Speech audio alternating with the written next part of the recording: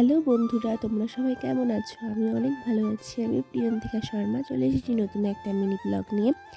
ভিডিওটা অনেক দিন আগে করা ছিল কিন্তু পোস্ট করা হয়নি, তো ভাবলাম চলো ভয়েস দিয়ে এটা পোস্ট করি। তো আমি পড়াতে গিয়েছিলাম, পড়িয়ে এসে আমার ঘরটা গুছিয়ে নিলাম আর তারপরে ব্ল্যাঙ্কেটটা একটু রোদে দিয়ে দিলাম।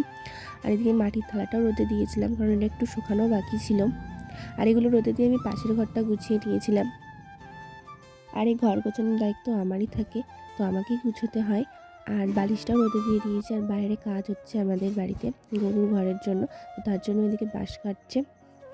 আর দেখো গাইস, তোমরা আকাশটা কত সুন্দর লাগছে, তাই না?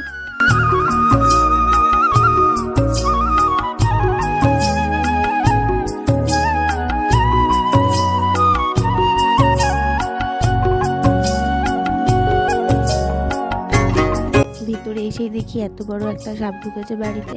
আর আমাদের বাড়িতে মাঝে মাঝেই জানলা দিয়ে সাপ ঢোকার জন্য জানলাটাই আর খোলা হয় না ভয়ে। আমি দুদিন করে দেখেছিলাম ঘরের মধ্যে সাপ, ওকে ঢুকতে দেখা যায় কিন্তু ওকে বেরোতে দেখা যায় না। তো যাই হোক, একটু ভয় তো লাগেই, বাট তাও ঘরে থাকি। আরও আমাদের কোনো ক্ষতি করে না, এখনও পর্যন্ত করেনি, কিন্তু তবুও সাপ দেখলে সবারই ভয় লাগে। তো ঢুকেছিল, বেরিয়ে গেল।